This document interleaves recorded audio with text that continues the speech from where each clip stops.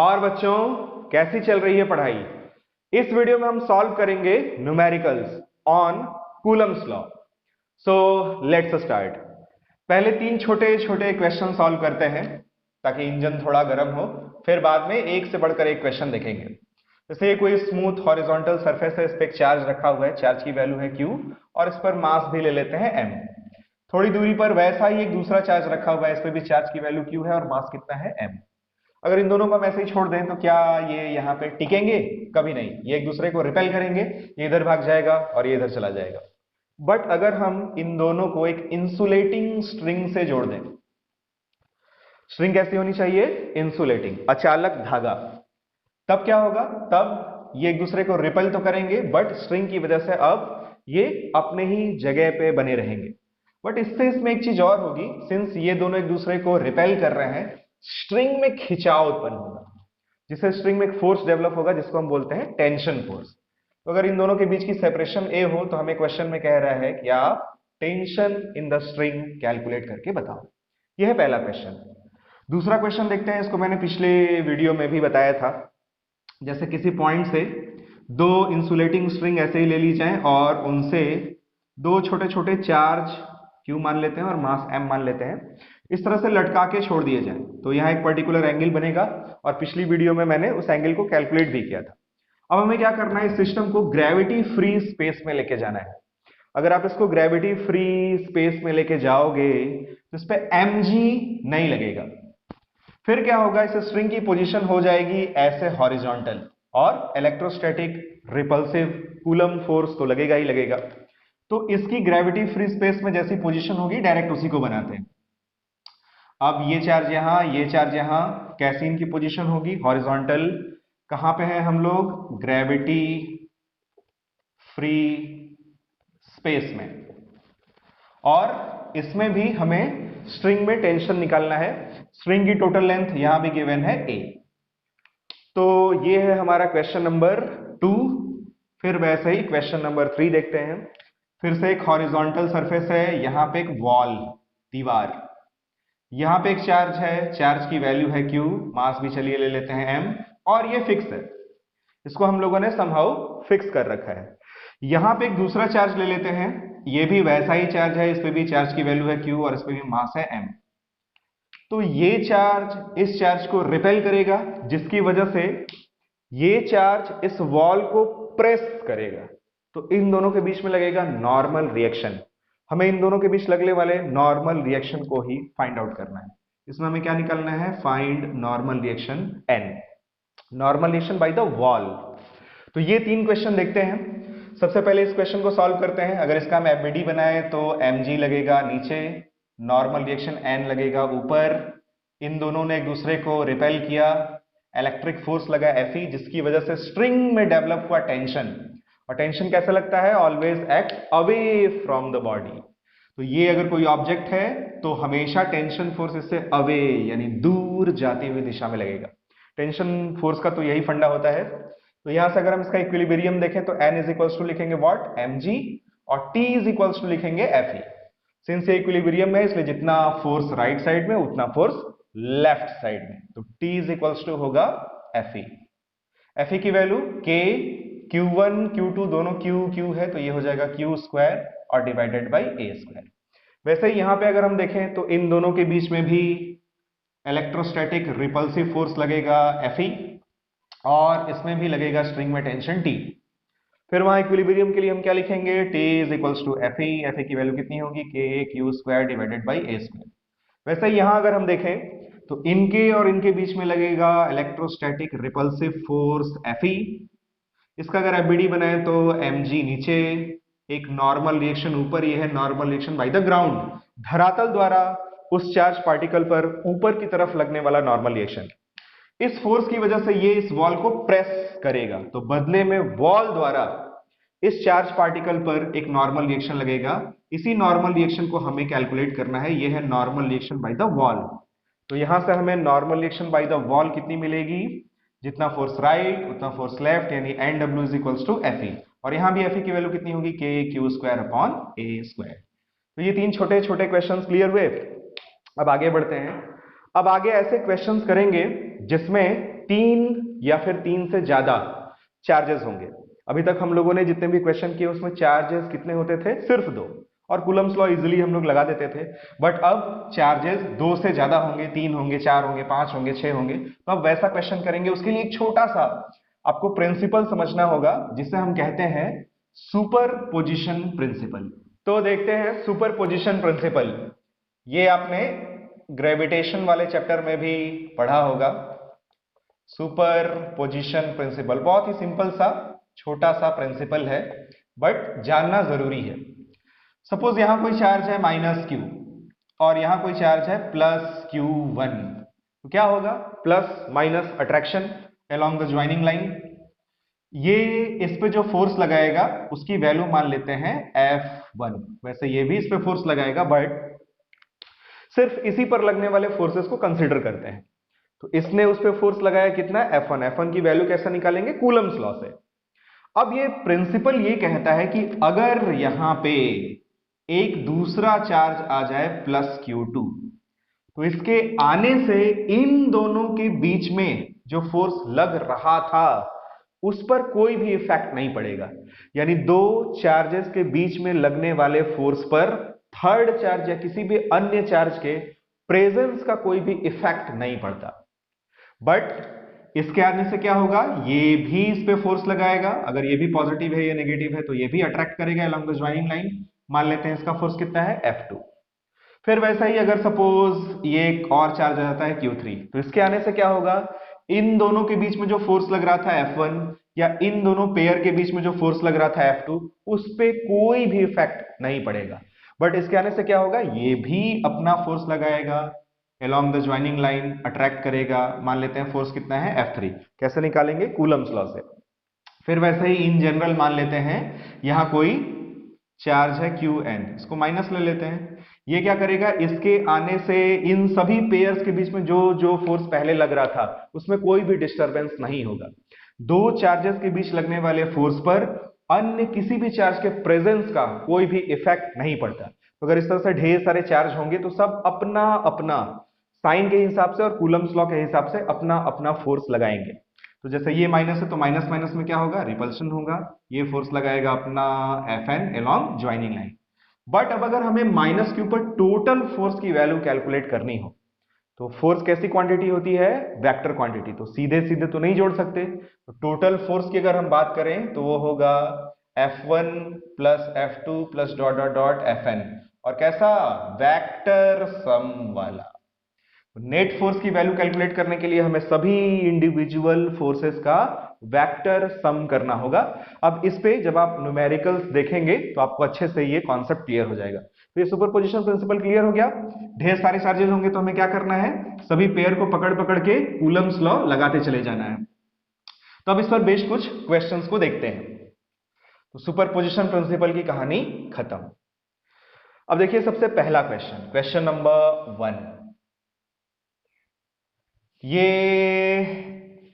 एक लाइन है, इस पे एक चार्ज है यहां पे Q1, यहां एक दूसरा चार्ज है Q2। जब चार्जेस में एक Q1 है एक Q2 है तो एक की वैल्यू ज्यादा होगी, एक की वैल्यू कम होगी। तो मान लेते हैं late Q2 is greater than Q1। अब हमसे क्वेश्चन में क्या कह रहा है? इनके बीच की जो सेपरेशन है वो a है। हमसे कह रहा है एक थर्ड चार्ज को, सिर्फ कह रहा है थर्ड चार्ज को, ना ये बता रहा है कि चार्ज की वैल्यू कितनी है और ना हमसे ये बता रहा है कि चार्ज कैसा है, मतलब पॉजिटिव है कि नेगेटिव है।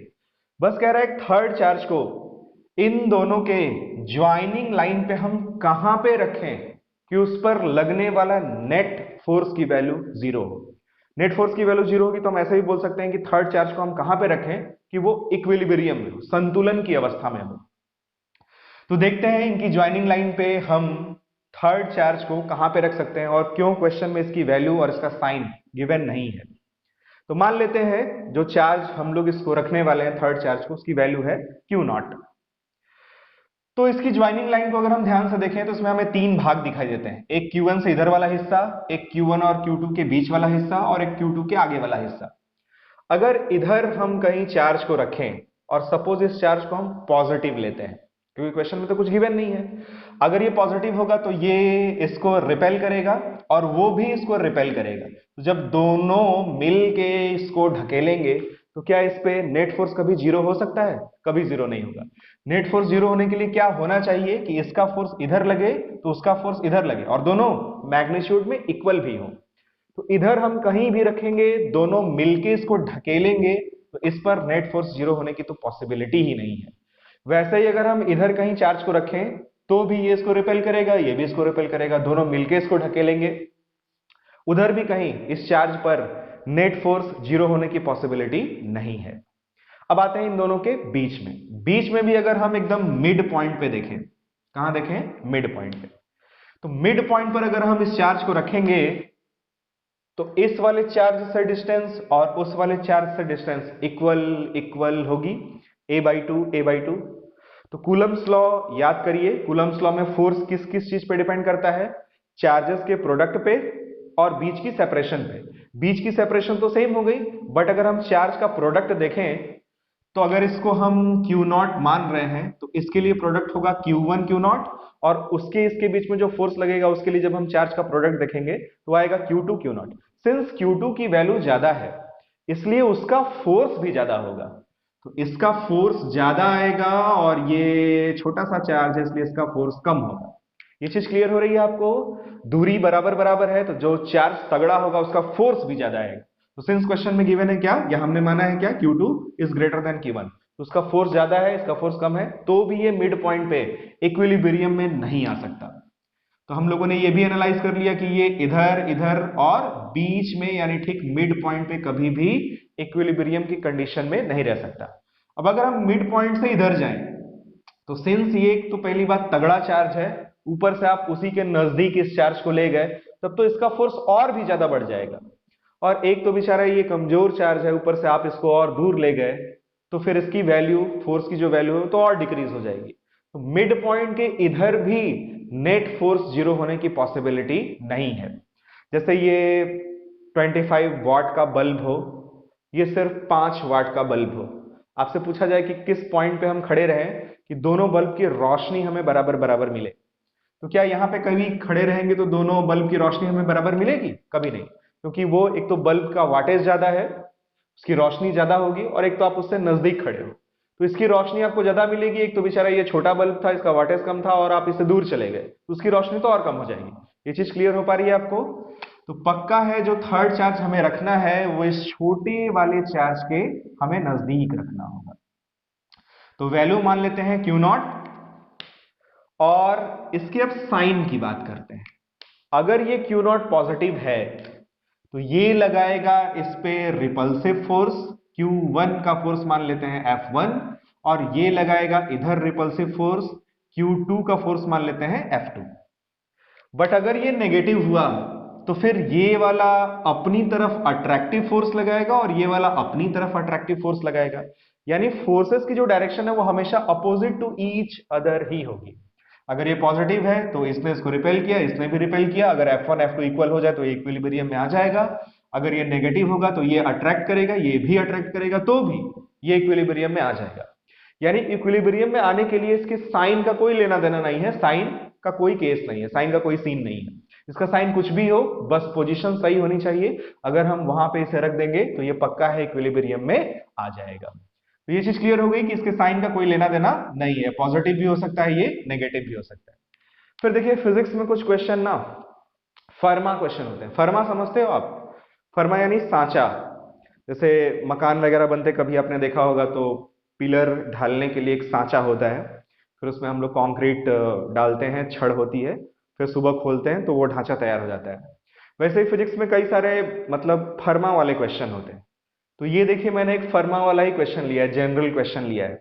इस क्वेश्चन को सॉल्व करते हैं, इससे जो रिजल्ट आएगा एक तरह से वो आप फॉर्मूले के फॉर्म में या ट्रिक के फॉर्म में आप उसको याद कर सकते हैं, और इसमें Q1 की और Q2 की हजारों वैल्यूज पुट करके हजारों क्वेश्चंस बनाए जा सकते हैं, बट सबका बेसिक कंसेप्ट, सबको लगाने का तरीका एक ही होगा। तो अब मान लेते हैं इस चार्ज से x डिस्टेंस पे हमने इस Q0 को रख दिया, तो ये वाली डिस्टेंस कितनी हो जाएगी? a minus x. For equilibrium, for equilibrium क्या होना चाहिए, F1 must be equal to what, F2। F1 की वैल्यू लिखें, F1 क्या है, इसके द्वारा लगा इस पर रिपल्सिव फोर्स। कूलम्स लॉ से लिखेंगे K Q1 Q2 की जगह Q0 divided by separation x इसका स्क्वायर। F2 इसी तरह से क्या लिखेंगे, K Q2 Q0 divided by separation a minus x का स्क्वायर। कुछ कटेगा, K Q0 से K Q0 कैंसिल, बचेगा Q1 divided by x square is equals to Q2 divided by a minus x का स्क्वायर। फिर इसको इधर ले आते हैं, a माइनस एक्स का square divided by x square is equals to Q2 divided by Q1। अब अगर हम दोनों ओर का स्क्वायर रूट लें तो हमें मिलेगा a minus x by x is equals to root over Q2 divided by root over Q1 with plus minus sign. अब इसमें कई लोगों को कंफ्यूजन रहता है, कई टीचर्स भी इसको अलग अलग तरीके से बताते हैं कि आपको इधर लेना है इधर नहीं लेना। इसमें जब आप इसको सॉल्व करेंगे तो आपको x की दो वैल्यूज मिलेंगी, एक पॉजिटिव वाली वैल्यू होगी, एक नेगेटिव वाली वैल्यू होगी।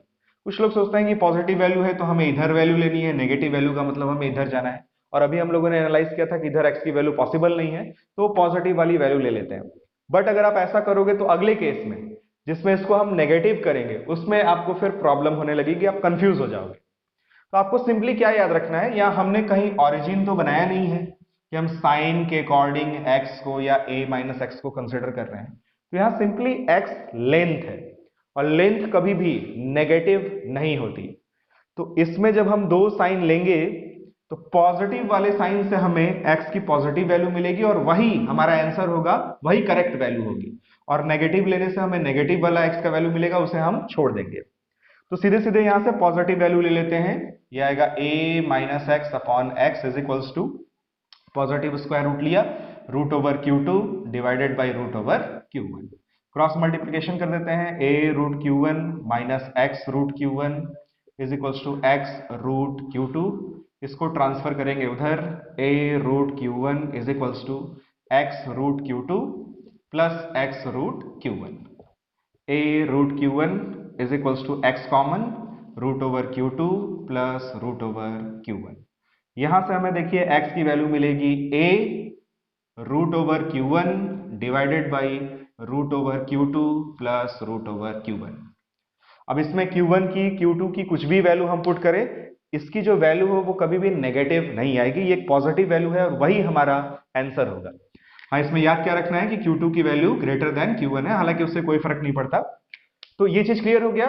और इसमें Q2 ग्रेटर देन Q1 है, आप याद रखना, उससे आपको ये समझने में आसानी होगी कि जो x आया है वो छोटे वाले चार्ज से डिस्टेंस है। x की वैल्यू हम लोगों ने किस वाले चार्ज से ली है, छोटे वाले चार्ज से। अब इस पे देखिए क्वेश्चन कैसे सेट होता है, इसको अगर आप चाहो तो याद रख सकते हो छोटे ट्रिक के फॉर्म में। अगर मान लीजिए आपसे कहा जाए कि एक चार्ज है Q, ये एक दूसरा चार्ज है 9Q और इनके बीच की सेपरेशन है a। एक हम थर्ड चार्ज को कहां पे रखें, अच्छा देखिए इसमें अभी यहां पे हम लोग जब इसको सॉल्व कर रहे थे तो Q0 कैंसिल हो गया था। इसका मतलब इस Q0 की वैल्यू चाहे कुछ भी क्यों ना हो वो हमेशा कैंसिल हो जाएगा, यानी कि चार्ज चाहे हम किसी भी मैग्नीट्यूड का ले लें, चार्ज 5 माइक्रोकुलाम हो, -5 माइक्रोकुलाम हो, 100 माइक्रोकुलाम हो, बस हम यहां पे उसको प्लेस कर देंगे तो वो इक्विलिब्रियम में आ जाएगा। यानी इक्विलिब्रियम के लिए चार्ज की वैल्यू और चार्ज का साइन दोनों मैटर नहीं करते, इसलिए स्टार्टिंग में क्वेश्चन में हमें ना चार्ज की वैल्यू गिवन थी और ना चार्ज का साइन गिवन था। अब इस क्वेश्चन को अगर सॉल्व करें कि इसमें एक थर्ड चार्ज को हम कहां पे प्लेस करें कि उस पर लगने वाला टोटल फोर्स 0 हो, तो छोटे वाले चार्ज से जो डिस्टेंस आएगी वो सीधे सीधे कैसे कैलकुलेट करेंगे आप, सीधे सीधे a रूट ओवर Q1 की जगह Q divided by root over Q2 की जगह 9Q plus root over Q1 की जगह Q।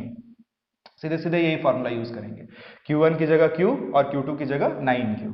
तो ये सॉल्व हो जाएगा, ये रूट क्यू कॉमन इस वाले से कैंसिल, ऊपर बचेगा 1, नीचे स्क्वायर रूट 9 आएगा 3 प्लस 1, यानी आ जाएगा x is equals to a/4।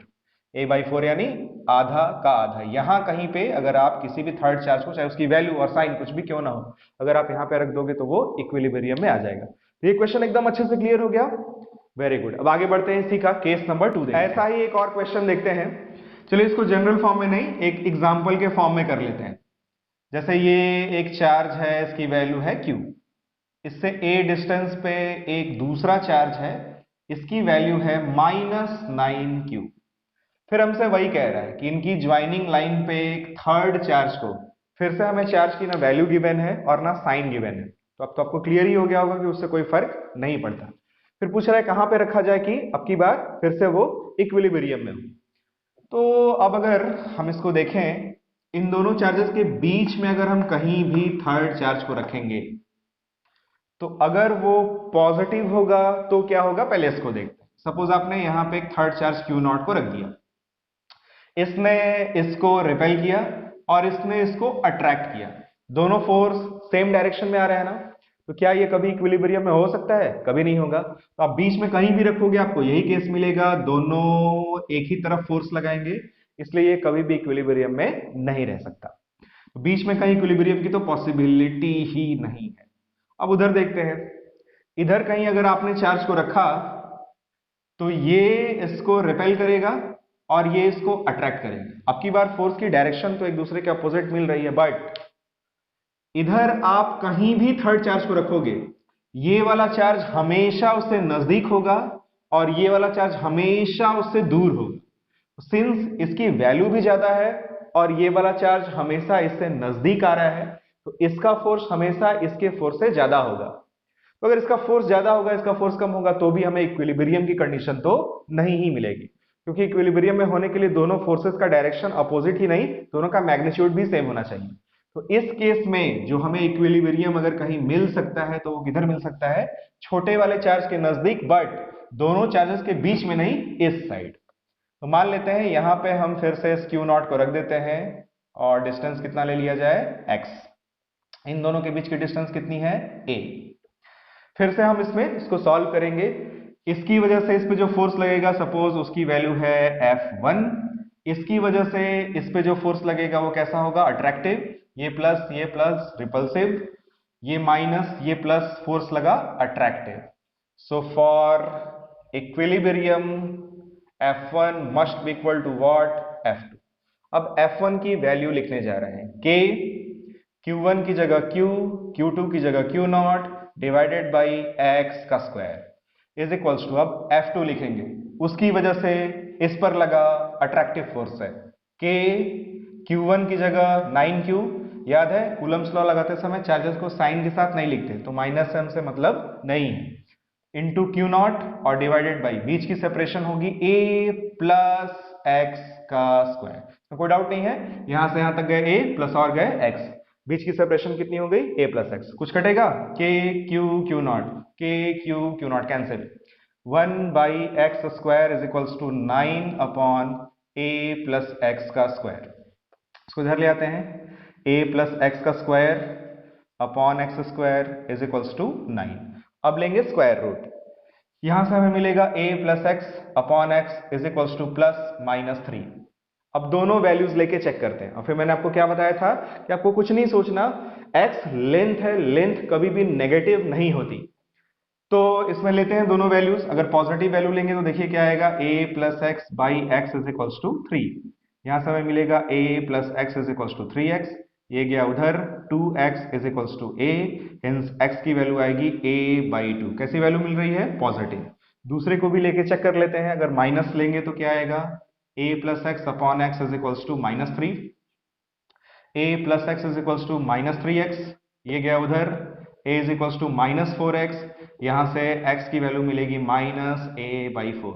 अब इसमें लोगों का कंफ्यूजन क्या होता है, कुछ बच्चे सोचते हैं कि इधर x पॉजिटिव और इधर x नेगेटिव, तो उन्होंने शुरू में एनालाइज किया होगा कि भाई इधर ही Q0 को रखने पर हमें इक्विलिब्रियम की कंडीशन मिलने की पॉसिबिलिटी है, तो इस वाले को सही मान लेते हैं कि x नेगेटिव आ रहा है और हमने इधर ही एनालाइज भी किया था, तो वो एग्जाम में इसको सॉल्व करके चले आते हैं कि जो डिस्टेंस होना चाहिए वो a/4 इस साइड में होना चाहिए, जो कि गलत है। मैंने क्या बताया आपको कि x लेंथ है, जो पॉजिटिव वैल्यू आएगी उसी को आपका जो आंसर है वो सही होगा। चलिए इसको चेक करके दिखाते हैं आपको। अगर आपको कोई डाउट अभी भी रह जा रहा है तो चेक करने के बाद एकदम आपका कंसेप्ट क्लियर हो जाएगा। अगर ये हमारा आंसर सही है तो इसका फोर्स और उसका फोर्स इक्वल आना चाहिए, और ये पॉजिटिव है तो फोर्स इधर लगेगा, वो नेगेटिव है तो फोर्स इधर लगेगा, तो force opposite to each other तो है ही। तो अगर ये x की वैल्यू हम ये ले लें a/2, जिसको कि मैं कह रहा हूं कि यही सही आंसर है आपका, तो इसकी वजह से इस पे जो फोर्स लगेगा उसको चेक करके देखते हैं। k q1 की जगह q, q2 की जगह q0 डिवाइडेड बाई बीच की सेपरेशन a/2 का होल स्क्वायर। ये 4 जाएगा ऊपर, यह जाएगा 4k q0 divided by a square. ठीक है, इसमें कोई डाउट नहीं है। अब उसकी वजह से इस पे जो फोर्स F2 लग रहा है उसको कैलकुलेट करते हैं। F2 इज इक्वल्स टू आएगा k, q की जगह 9q, q0 q2 की जगह डिवाइडेड बाई, अब इसके और इसके बीच की जो दूरी है वो कितनी होगी, a plus a/2। a plus a/2 कितना होगा, 3a/2। तो यहां करेंगे 3a/2 का स्क्वायर, तो ये आएगा F2 is equals to k 9q q0 divided by 9a square by 4, 4 चला जाएगा ऊपर, 9 से 9 कैंसिल, F2 की वैल्यू आ जाएगी 4k q0 divided by. Same आ रहा है, डिफरेंट आ रहा है, सेम आ रहा है। तो F1 की वैल्यू और F2 की वैल्यू सेम है, इट मींस ये चार्ज इक्विलिब्रियम में होगा। तो ऐसे क्वेश्चन को कैसे सॉल्व करना है और x की करेक्ट वैल्यू कैसे पकड़नी है वो क्लियर हो गया आपको। Very good. अब आगे बढ़ते हैं और दूसरे तरह का क्वेश्चन देखते हैं। अब आपके लिए एक छोटा सा होमवर्क देते हैं।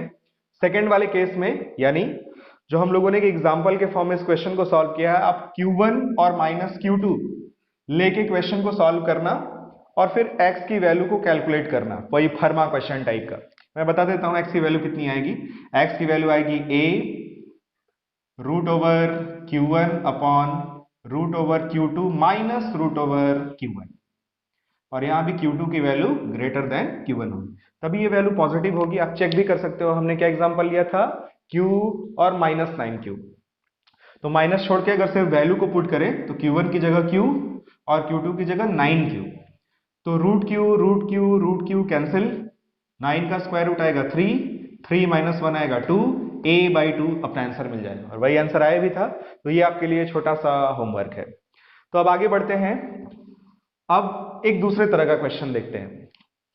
ये एक चार्ज है, इसकी वैल्यू है Q, ये एक दूसरा चार्ज है, इसकी भी वैल्यू है Q। क्वेश्चन में ये कह रहा है कि मिड पॉइंट पे हमें एक चार्ज रखना है। अच्छा, मिड पॉइंट पे हम कोई भी चार्ज रखें, चाहे पॉजिटिव चाहे नेगेटिव, और उसकी वैल्यू भी चाहे जो मर्जी रख दें, सपोज Q0 रख देते हैं।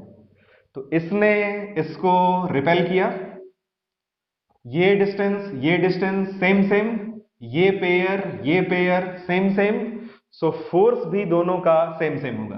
तो जितने फोर्स से ये इसको रिपेल करेगा उतना ही फोर्स से ये भी इसको रिपेल करेगा, और अगर ये माइनस हो जाएगा तो ये अट्रैक्ट करेगा, ये अट्रैक्ट करेगा, दोनों फोर्स की वैल्यू इस केस में भी सेम होगी। यानी इसकी वैल्यू चाहे जो हो, इसका साइन चाहे जो हो, अगर हम इसको बीच में रख देंगे तो ये हमेशा इक्विलिब्रियम में होगा। बस इस वाले चार्ज की और इस वाले चार्ज की वैल्यू सेम होनी चाहिए। बट क्वेश्चन में हमसे ये नहीं कह रहा है, क्वेश्चन में हमसे ये कह रहा है कि बीच में आप कैसा, यानी कि साइन पूछ रहा है, और फिर कह रहा है कितना, माने उसका वैल्यू भी पूछ रहा है। आप चार्ज रख दो जिससे ये पूरा सिस्टम इक्विलिब्रियम में आ जाए। हमें अब की बार सिर्फ इसके इक्विलिब्रियम को कंसीडर नहीं करना, हमें क्या करना है, हमें इस चार्ज की ऐसी वैल्यू सेट करनी है और उसका साइन सोच समझ के बताना है, ये पूरा का पूरा सिस्टम किस में हो, इक्विलिब्रियम में हो। ये क्वेश्चन क्लियर हो गया। लिख लेना आप कि दो आवेश एक दूसरे से a दूरी पर हैं और इनके मिलाने वाली रेखा के मध्य बिंदु पर हम एक तीसरा कैसा आवेश और कितना आवेश रखें कि संपूर्ण निकाय, पूरा सिस्टम कैसा हो, संतुलन की अवस्था में। क्वेश्चन क्लियर हो गया। तो अभी हम लोगों ने एनालाइज किया था कि इसके इक्विलिब्रियम का कोई टेंशन नहीं है, इसकी वैल्यू चाहे जो हो, इसका साइन चाहे जो, वो हमेशा इक्विलिब्रियम में रहता है। हमें अगर किसी का इक्विलिब्रियम देखना चाहिए तो इसका देखना चाहिए या फिर उसका देखना चाहिए। इसका और उसका केस सेम सेम है, चाहे हम इसका इक्विलिब्रियम देखें चाहे उसका इक्विलिब्रियम देखें, जैसा फोर्स इस पे लगेगा वैसा ही फोर्स उस पे भी लगेगा। तो दोनों में से किसी एक को ही हमें एनालाइज करना चाहिए। तो चलिए इसकी वैल्यू को फिलहाल मान लेते हैं Q0। अगर ये पॉजिटिव है सपोज, तो इस Q में और इस Q में क्या होगा, रिपल्सन। सपोज ये वैल्यू है F1, और अगर ये भी पॉजिटिव है तो ये भी इसको ऐसे ढकेलेगा, तो क्या ये कभी इक्विलिब्रियम में रह सकता है, ये इधर भाग जाएगा। और वैसे ही इस पे ये वाला ऐसे रिपल्सिव फोर्स लगाएगा, ये ऐसे रिपल्सिव फोर्स लगेगा, ये उधर भाग जाएगा। तो अगर हम इन दोनों चार्जेस को रख के बीच में एक पॉजिटिव चार्ज रख दें तो ये दोनों ऐसे चले जाएंगे, ये बीच में रह जाएगा। बट हमें पूरा सिस्टम इक्विलिब्रियम में लेना है। तो निसंदेह यहाँ पे क्यू नॉट की जो साइन है वो कैसी होनी चाहिए, नेगेटिव, ताकि ये वाला अगर इसको रिपेल करे तो ये वाला इसको अट्रैक्ट करे।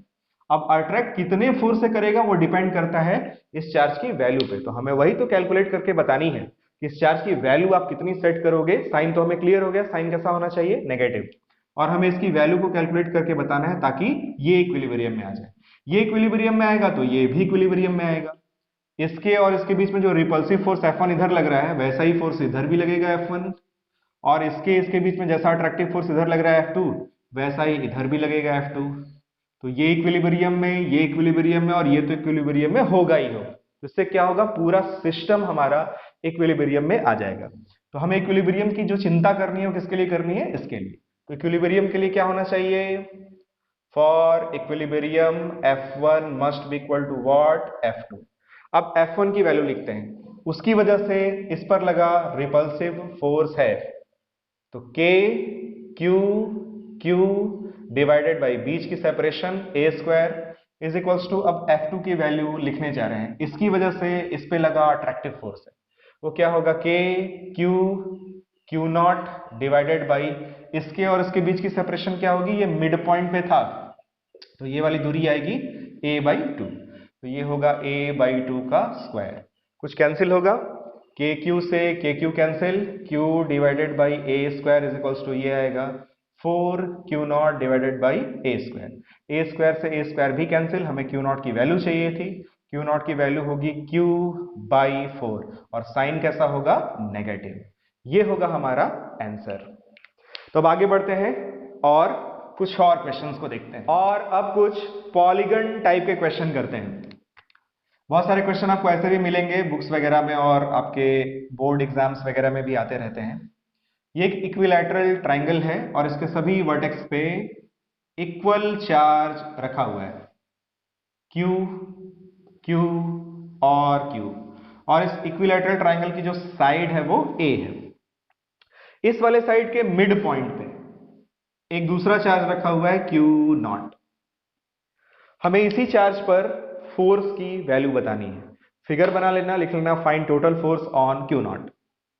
सबसे पहले इसके द्वारा इस पे लगा बल देखते हैं, ये पॉजिटिव, ये इसको रिपेल करेगा। फोर्स की वैल्यू कितनी मान लें, F1 मान लें। वैसे ही ये इसको इधर रिपेल करेगा। सोच के बताओ इस फोर्स की वैल्यू क्या होगी, F1 होगी, कुछ और होगी। इस चार्ज और इस चार्ज के पेयर को देखो, Q नॉट, बीच की सेपरेशन a/2 होगी। इस चार्ज और इस चार्ज को देखो, पेयर Q नॉट, और बीच की सेपरेशन वंस अगेन a/2 होगी। तो जब चार्जेस का प्रोडक्ट सेम है, बीच की सेपरेशन सेम है, तो फोर्स भी सेम होगा, ये भी F1। तो ये दोनों फोर्स तो equal in magnitude and opposite in direction है, ये एक दूसरे को ही निपटा देंगे। अब बचा ये वाला चार्ज, ये इसको अलोंग द ज्वाइनिंग लाइन ऐसे रिपेल करेगा। सोचो जरा, इसका एरो का लेंथ हमने जितना भी बड़ा बनाया है, इसका एरो का लेंथ इसके इक्वल होगा, इससे बड़ा होगा, इससे छोटा होगा। ये वाली जो दूरी है, ये जो डिस्टेंस है, वो a/2 से ज्यादा होगी। तो अभी कैलकुलेट भी करेंगे उसको, इसलिए हमें इस एरो की लेंथ को इससे थोड़ा सा छोटा बनाना चाहिए, और इस फोर्स को मान लेते हैं क्या, F not. So final force on Q not कितना होगा, F is equals to F not. अब इस F नॉट की वैल्यू को लिखने के लिए हमें इस वाली लेंथ को कैलकुलेट करना होगा। ये एंगल कितना होगा, इक्विलैटरल ट्राइंगल है तो 60 डिग्री। ए का रिजोल्यूशन करेंगे, a cos 60 डिग्री, ये आएगा a sin 60 डिग्री। नहीं समझ आया, अरे तो बच्चों की तरह कर लो, इस ट्राइंगल में ले लो sin 60 degree. sin 60 degree is equals to क्या होगा, ये लेंथ अगर x है तो x अपॉन 90 डिग्री के सामने वाली साइड हाइपोटेनियस, यहां से आएगा x is equals to a sin 60 degree. But याद रखना, ऐसे छोटे बच्चे करते हैं। अगर आप 10+2 में हो, इंटरमीडिएट में हो, आगे जेई नीट की प्रिपरेशन करने वाले हो, ये सब घटिया मेथड नहीं लगाना चाहिए। आपको क्या करना चाहिए, ये एंगल बना 60 degree, a cos 60 degree, a sin 60 degree, तो x की वैल्यू होगी डायरेक्टली a sin 60 डिग्री। ये सब नहीं क्लियर है तो वेक्टर वाले प्लेलिस्ट में आप जाओ, उसमें एक रिजोल्यूशन की वीडियो होगी 20-25 मिनट की, उसको आप देखो ध्यान से, उससे आपको हमेशा हमेशा के लिए रिजोल्यूशन का एकदम कॉन्सेप्ट क्लियर हो जाएगा।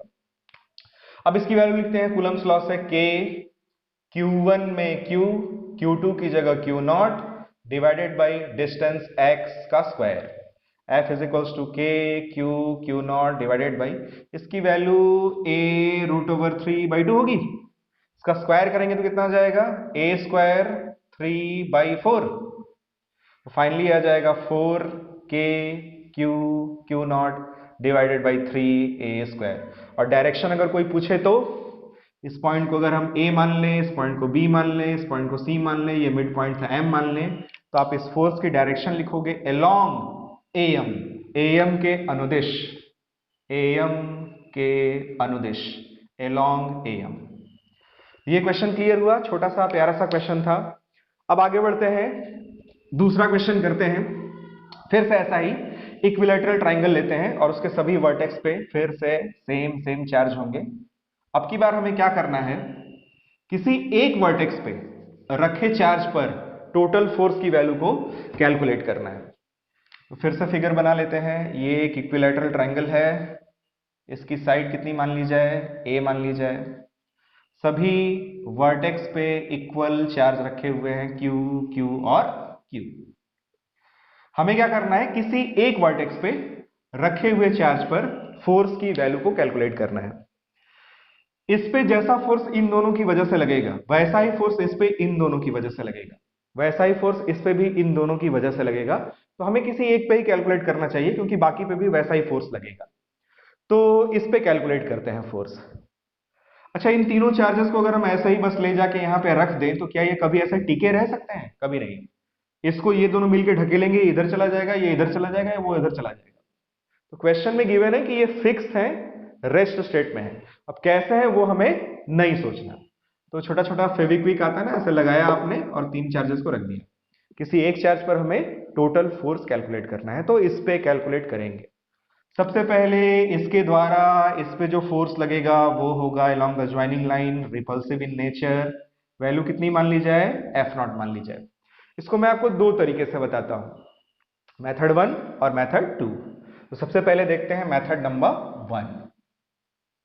ऐसे ही ढेर सारे क्वेश्चन आप देखते जाओ, करते जाओ, धीरे धीरे धीरे धीरे सारे कॉन्सेप्ट आपके एकदम क्लियर हो जाएंगे। तो उसने इसको रिपेल किया, फोर्स की वैल्यू मान लेते हैं कितनी, F0। वैसे ही ये भी इसको along the joining line repel करेगा। सोच के बताओ, फोर्स की वैल्यू सेम होगी डिफरेंट होगी? चार same same, distance same same, तो फोर्स की वैल्यू भी सेम सेम। इसका भी मैग्नीट्यूड F0, इसका भी मैग्नीट्यूड F0। ये एंगल कितना होगा, 60 डिग्री, तो ये एंगल भी कितना होगा, 60 डिग्री। फिर अब इस पे जो टोटल फोर्स है वो इस वाले फोर्स और इस वाले फोर्स का हमें रिजल्टेंट निकालना होगा। रिजल्टेंट निकालने के लिए क्या करते थे, इसमें लगाते थे पैरेललोग्राम लॉ, और पैरेललोग्राम लॉ से जो नेट फोर्स होगा वो हमें कुछ इस तरह से मिलेगा। ये होगी नेट फोर्स की वैल्यू। तो net force F net is equals to, याद है फॉर्मूला रिजल्टेंट वाला, √p² + q² + 2pq cos alpha. उसी फॉर्मूले का यहाँ पे यूज करेंगे। p² की जगह F0², q की जगह भी F0² + 2 F0 cos, बीच का एंगल 60 डिग्री। cos 60 डिग्री की वैल्यू 1/2 होती है, तो 1/2 से ये 2 कैंसिल हो जाएगा। cos 60 डिग्री 1/2, 2 से 2 कैंसिल। ये आया F net is equals to F0², 3F0², और इसको जब स्क्वायर रूट लेंगे तो ये आएगा फाइनली F0√3। अभी इसमें हमें F0 की वैल्यू भी पुटअप करनी है। तो अब F0 की वैल्यू लिख देते हैं, जो कि आप कूलम्स लॉ से इजीली लिख सकते हो। K Q1 Q2 भी Q ही है, Q² डिवाइडेड बाई बीच की डिस्टेंस A²। चाहे आप इस केस के लिए लेके F0 की वैल्यू लिखो, चाहे इसको और इसको लेके F0 की वैल्यू लिखो, वैल्यू तो यही आएगी, और इंटू √3 भी होगा। चाहे तो इसकी जगह आप 1/4πε0 भी लिख सकते हो, बट उससे कोई फायदा नहीं है। ये है फोर्स की वैल्यू। और इसकी अगर डायरेक्शन पूछी जाए तो अगर दो वेक्टर का मैग्नीट्यूड सेम हो तो जो रिजल्टेंट है वो बीच के एंगल को बाइसेक्ट करता है। तो बाइसेक्ट करेगा तो ये एंगल भी 30 डिग्री होगा और ये एंगल भी हमारा 30 डिग्री होगा। तो 30 डिग्री के एंगल पर फोर्स एक्ट करेगा और फोर्स की वैल्यू कितनी होगी, के क्यू स्क्वायर अपॉन ए स्क्वायर रूट ओवर 3। अब इसको मैं एक दूसरे मेथड से आपको बताता हूं, उससे भी देखते हैं सेम आंसर आता है या डिफरेंट आंसर आता है। उसके लिए फिगर में थोड़ा सा चेंज करेंगे। इसका ले लेते हैं अब की बार सेंट्रॉइड। सेंट्रॉइड समझते हो आप, जो मीडियंस का इंटरसेक्टिंग पॉइंट होता है। इस सेंट्रॉइड से और इस चार्ज को मिलाती हुई एक लाइन ड्रॉ कर लेते हैं ऐसे। अब इसमें हम लोगों ने फोर्स कैसे एनालाइज किया था, एक फोर्स लगा था ऐसे, वैल्यू हम लोगों ने कितनी ली थी, एफ नॉट। इसने इस पे कैसे फोर्स लगाया था, along the joining line, repulsive, उसकी भी वैल्यू सेम होगी एफ नॉट। फिर आप ये बताओ कि अगर ये पूरा एंगल 60 डिग्री है तो ड्यू टू सिमेट्री ये एंगल कितना होगा, 30 डिग्री। ये एंगल भी कितना होगा, 30 डिग्री।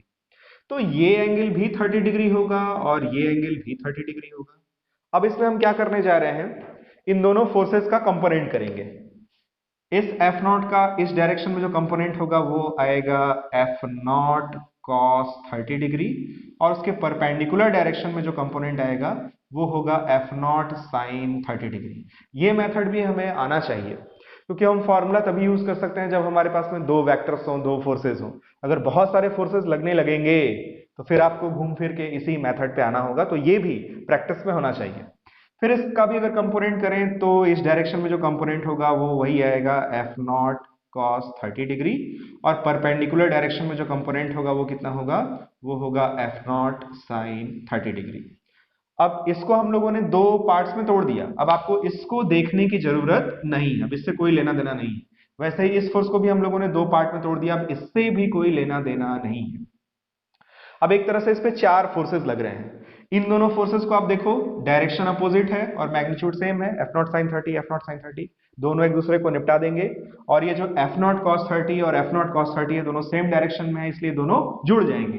तो इस पे जो ये चार्ज था, इस पर जो टोटल फोर्स होगा एफ नेट, ये है हमारा मेथड नंबर 2, वो आएगा 2 एफ नॉट कॉस 30 डिग्री, यानी 2 एफ नॉट और कॉस 30 डिग्री की वैल्यू रूट ओवर 3/2, ये कैंसिल, ये आएगा एफ नॉट रूट ओवर 3। इतना ही आया था पिछले में भी। फिर एफ नॉट की वैल्यू हम लोग कूलम्स लॉ से पुट कर देंगे, और इसकी जो ज्वाइनिंग लाइन होगी, अगर इसको हम सेंट्रॉइड जी बोलें और इस पॉइंट को बी बोल दें तो आप अलोंग जीबी भी बोल सकते हैं।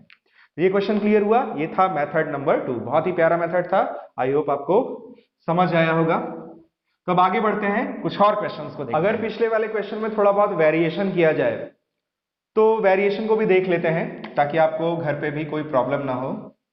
जैसे ये एक इक्विलैटरल ट्रायंगल है, अभी हमने क्या लिया था, सभी वर्टेक्स पे सेम चार्जेस लिए थे, Q, Q और Q, और इस पे हम लोगों ने किसी एक वर्टेक्स पे रखे चार्ज पे टोटल फोर्स कैलकुलेट किया। सपोज इसको माइनस कर दिया जाए तो क्या होगा, इसको माइनस करेंगे तो ये इस पे लगाएगा रिपल्सिव फोर्स एफ नॉट, और ये लगाएगा इस पे अट्रैक्टिव फोर्स एफ नॉट। फिर क्या करेंगे, इन दोनों का निकालेंगे रिजल्टेंट। इस रिजल्टेंट को कैसे कैलकुलेट करेंगे, सेम फॉर्मूले से, net force is equal to root over F not square plus F not square plus 2 F not cos. ये पूरा एंगल कितना होगा, ये आएगा 120 डिग्री, क्योंकि ये एंगल होता है 60 डिग्री, बचा हुआ एंगल 120 डिग्री। बहुत ही इजीली सॉल्व हो जाएगा, ये आपके लिए होमवर्क है। फिर वैसे ही अगर ये माइनस क्यू है, इसको भी माइनस क्यू कर दें तो ये इसको अट्रैक्ट करेगा, और अब की बार ये वाला चार्ज भी इसको अपनी तरफ अट्रैक्ट करेगा। बीच का एंगल कितना होगा, 60 डिग्री। वैसा क्वेश्चन तो अभी हम लोगों ने किया था, सेम आंसर आएगा, सेम वैल्यू आएगी फोर्स की, बस जो डायरेक्शन है वो पिछले वाले केस के जस्ट अपोजिट हो जाएगी। तो ये छोटे छोटे वेरिएशन आप ट्राई कर सकते हो। अगर इसकी जगह -2q कर दें, इसकी जगह 3q कर दें, तो भी क्वेश्चन इसी तरीके से सॉल्व होगा। तो अब आगे बढ़ते हैं और एक और तगड़ा सा क्वेश्चन लेते हैं। अब की बार ले लेते हैं एक स्क्वायर, और इस स्क्वायर के सभी साइड्स पे, सभी वर्टेक्स पे इक्वल चार्ज रखे हुए हैं। इस पे भी Q, इस पे भी Q, यहां भी Q और यहां भी Q, और इस स्क्वायर की जो साइड है वो कितनी है, A। वर्ग की भुजा की लंबाई कितनी है, A। हमें इसमें भी वही काम करना है, किसी एक चार्ज पर टोटल फोर्स निकालना है। चलिए अब की बार इस पे निकालते हैं टोटल फोर्स। इसको भी आप चाहे तो दो तरीके से कर सकते हैं, तो दोनों बताएंगे आपको। पहले सिंपल वाला तरीका देखते हैं। यह है इसका सेंटर ओ। इस लाइन को, ये जो डायगोनल वाली लाइन है, थोड़ा आगे बढ़ा देते हैं। ये वाला चार्ज इस वाले चार्ज को along the joining line repel करेगा। इस फोर्स की वैल्यू कितनी मान ली जाए, एफ नॉट मान ली जाए। वैसे ही ये वाला चार्ज इस वाले चार्ज को अलोंग द ज्वाइनिंग लाइन ऐसे रिपेल करेगा। इस फोर्स की वैल्यू इस वाले फोर्स के इक्वल होगी या डिफरेंट होगी, इक्वल होगी, क्योंकि ये चार्ज और ये चार्ज का जो प्रोडक्ट है और इस चार्ज का जो प्रोडक्ट है वो सेम सेम, डिस्टेंस भी सेम सेम, तो फोर्स भी सेम सेम ही लगेगा। अच्छा ये बताओ आप, ये एंगल कितना होगा? स्क्वायर है, डायगोनल है, तो 45 45। वैसे ये एंगल भी 45 और ये एंगल भी हमारा 45। अगर हम इसको इस डायगोनल वाली लाइन के लॉन्ग कंपोनेंट अगर हम इसका लें, तो इस डायरेक्शन में कंपोनेंट आएगा F not cos 45 degree. Perpendicular direction में जो कंपोनेंट होगा वो होगा एफ नॉट साइन 45 डिग्री। वैसे ही इस एफ नॉट का भी इस डायरेक्शन में कंपोनेंट यही होगा, एफ नॉट कॉस 45 डिग्री। उसके परपेंडिकुलर डायरेक्शन में जो कंपोनेंट होगा वो होगा एफ नॉट साइन 45 डिग्री। ठीक। अब चाहे तो आप इस वाले फोर्स को और इस वाले फोर्स को हटा सकते हैं, अब इससे कोई लेना देना नहीं है, क्योंकि इसको हम लोगों ने दो पार्ट में तोड़ दिया। एक अकेले इस फोर्स को देखो या इन दोनों फोर्सेस को देखो, दोनों एक ही बात है। अब अगर हम देखें तो ये दोनों आपस में एक दूसरे को निपटा देंगे, क्योंकि वैल्यू सेम है और डायरेक्शन अपोजिट है। अभी वैसे हम लोगों ने इस वाले का फोर्स कंसिडर नहीं किया है, तो ये भी पॉजिटिव है, ये भी पॉजिटिव है। इन दोनों में भी क्या होगा, रिपल्शन। ये इसको अलोंग द ज्वाइनिंग लाइन ऐसे रिपेल करेगा। इस फोर्स की वैल्यू क्या होगी, थोड़ी सी छोटी होगी ना, क्योंकि ये डिस्टेंस इस डिस्टेंस से या इस वाले डिस्टेंस से थोड़ी सी ज्यादा है, तो फोर्स की वैल्यू थोड़ी सी घट जाएगी।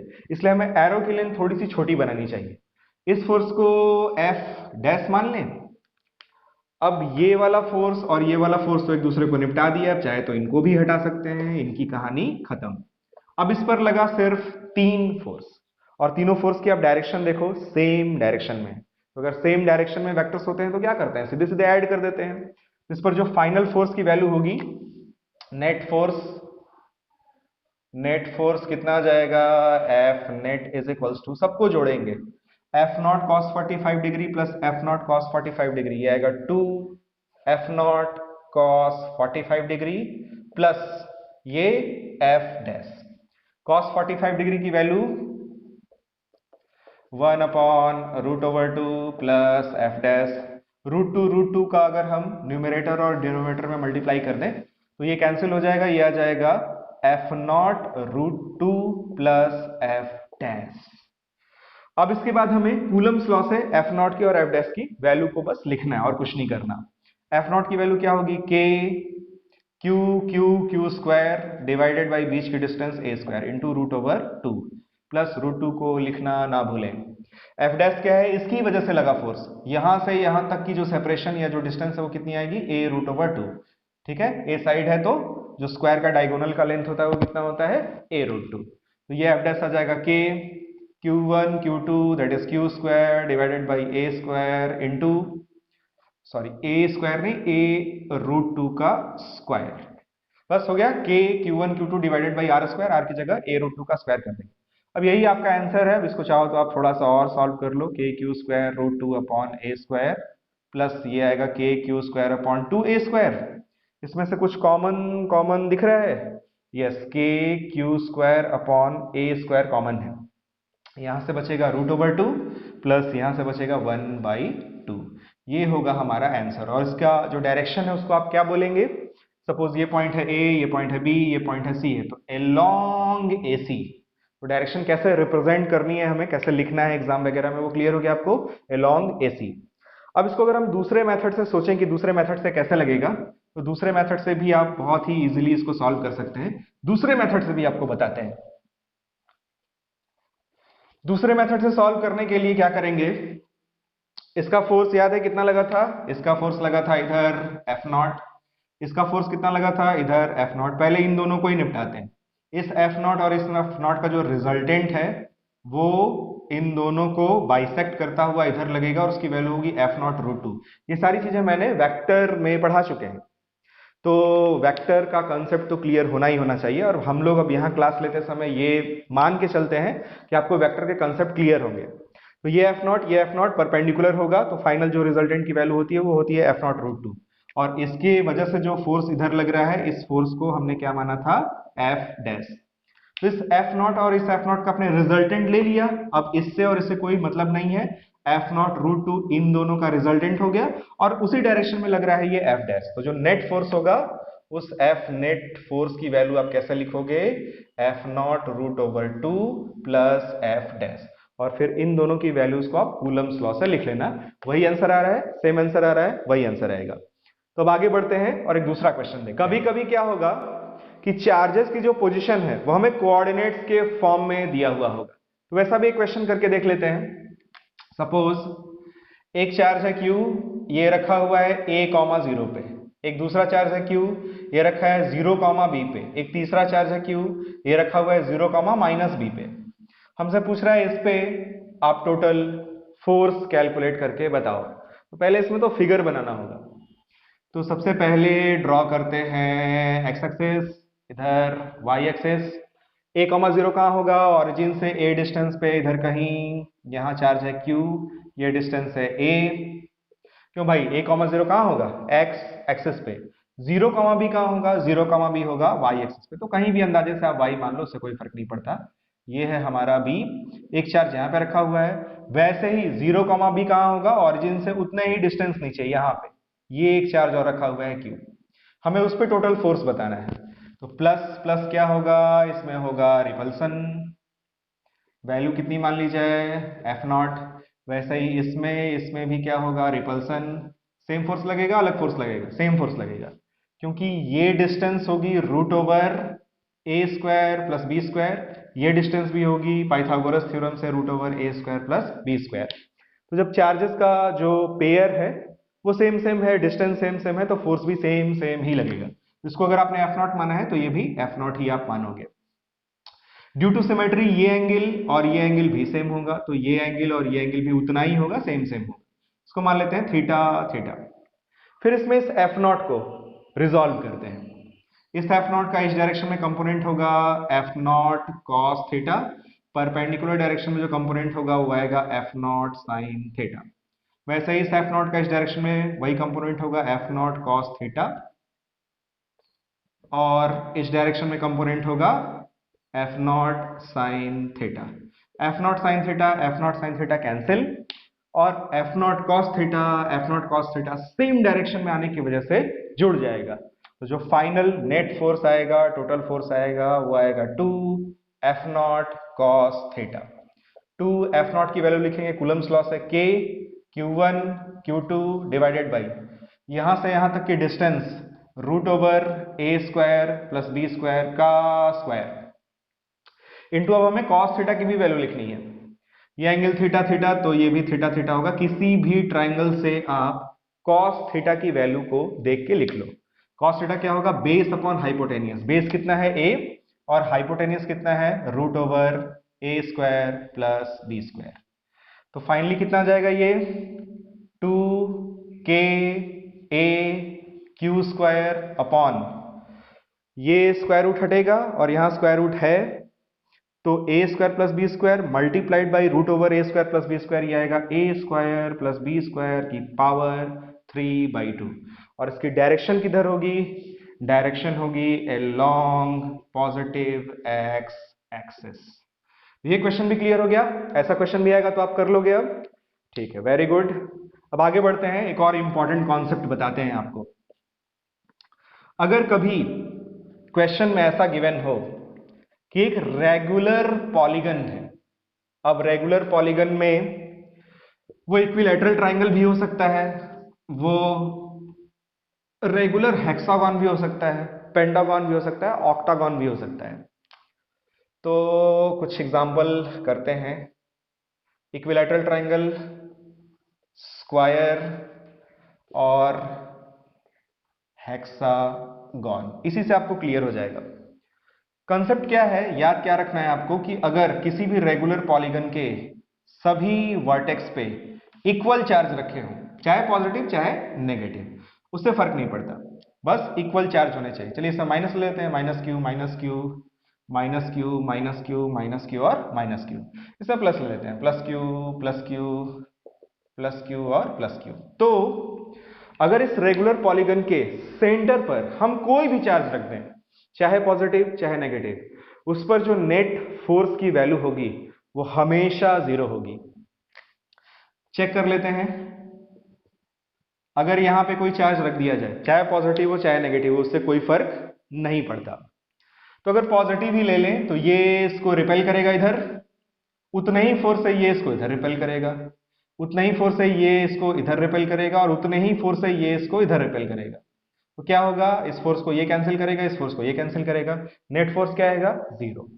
वैसे ही अगर यहाँ पे भी इस रेगुलर हेक्सागन के सेंटर पर हम कोई चार्ज रख दें, चलिए इसमें पॉजिटिव चार्ज ले लेते हैं, तो क्या होगा, ये इस पॉजिटिव चार्ज को अपनी तरफ अट्रैक्ट करेगा, ये अपनी तरफ, ये अपनी तरफ, ये अपनी तरफ, ये अपनी तरफ और ये अपनी तरफ। इसमें भी क्या होगा, सारे फोर्सेस एक दूसरे को कैंसिल आउट कर देंगे। तो याद रखना, कभी भी रेगुलर पॉलीगन के सेंटर पर अगर कोई चार्ज रखा हो और उसके सभी वर्टेक्स पे इक्वल चार्ज रखे हो, तो सेंटर वाले चार्ज पर जो नेट फोर्स की वैल्यू होती है वो हमेशा जीरो होती है।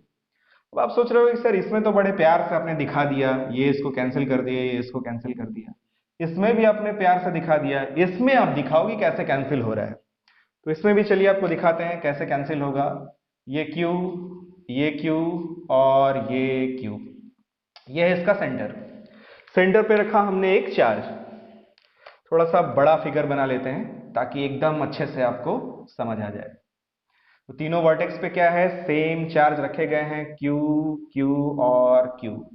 ये है इसका सेंटर। यहां पे हम कह रहे हैं कि कोई भी आप चार्ज रखोगे उस पर जो नेट फोर्स है वो जीरो आएगा। तो सपोज ये माइनस है, तो इस वाले ने इसको क्या किया, अपने तरफ अट्रैक्ट किया। इस फोर्स की वैल्यू कितना मान लें, F नॉट मान लें। वैसे ये वाला क्या करेगा, ये इसको अपनी तरफ अट्रैक्ट करेगा, इसको मान लेते हैं F नॉट। और मतलब F नॉट मानेंगे क्या, सेम ही होगा क्योंकि मैग्नीट्यूड सेम है और जो सेपरेशन है वो भी सेम है। और ये वाला इसको अपनी तरफ अट्रैक्ट करेगा F नॉट। अब इसमें तो जो फोर्सेस थे वो पेयर में बड़े आराम से हमें कैंसिल करते हुए दिख रहे थे, बट इसमें पेयरिंग नहीं हो रही, इसमें टोटल 3 चार्जेस हैं। तो इसमें इसको कैसे कैंसिल आउट कर रहे हैं उसको देखो आप ध्यान से। अगर आपसे पूछें कि ये पूरा एंगल कितना होगा, तो ये पूरा एंगल होगा 120 डिग्री, 120 120 120, टोटल 360। और अगर इस लाइन को आगे बढ़ा दिया जाए तो ये 60 डिग्री और ये भी 60 डिग्री होगा। इसमें अगर हम इस वाले फोर्स को इधर इसका कंपोनेंट लें तो क्या होगा, ये आएगा F नॉट कॉस 60 डिग्री, उसके परपेंडिकुलर इधर आएगा F नॉट साइन 60 डिग्री। वैसे ही इसका कंपोनेंट इधर होगा F नॉट कॉस 60 डिग्री और उसके परपेंडिकुलर इधर आएगा F नॉट साइन 60 डिग्री। अब इसको और इसको हटा देते हैं, इससे मतलब नहीं है क्योंकि इसको हम लोगों ने दो पार्ट में तोड़ दिया है। अब इसमें देखिए टोटल 5 फोर्सेस लग रहे हैं। इस वाले फोर्स को ये कैंसिल करेगा, बिल्कुल करेगा। F not sine 60 degree, F not sine 60 equal in magnitude, opposite in direction. F not cos 60 degree, cos 60 degree की वैल्यू 1/2 होती है, तो ये F नॉट बाई 2 है, ये भी F नॉट बाई 2 है और दोनों सेम डायरेक्शन में है। तो F not by 2 plus F not by 2 मिलकर हुआ F और उसने कैंसिल किया इसको। तो अगर इस तरह का केस हो तो भी हमें सेंटर पर रखे चार्ज पर जो टोटल फोर्स की वैल्यू कितनी मिलेगी, जीरो मिलेगी। ऐसे ही रेगुलर पेंटागन के भी केस में होगा, आपको दिखेगा नहीं बट जीरो होगा। ठीक वैसे ही एक और चीज बता देते हैं, जैसे कि ये कोई चार्ज रिंग है, इस चार्ज रिंग के भी अगर आप सेंटर पर कोई चार्ज रखोगे, इस पे भी जो नेट फोर्स है उसकी वैल्यू जीरो मिलेगी। वैसे ही अगर कोई चार्ज रिंग है, वंस अगेन, बट चार्ज इसमें थोड़ा दूसरे टाइप से चार्ज इसको किया गया है। ऐसे ऐसे सपोज इतना दूर प्लस है और ये इतना दूर माइनस है। इसमें भी अगर आप सेंटर पर कोई भी दूसरा चार्ज रखेंगे तो उस पर जो नेट फोर्स की वैल्यू है वो जीरो होगी। तो इस वीडियो में यही रहने देते हैं। अब इसमें कुछ और क्वेश्चंस बचे हुए हैं, उसको अब अगली वीडियो में देखेंगे।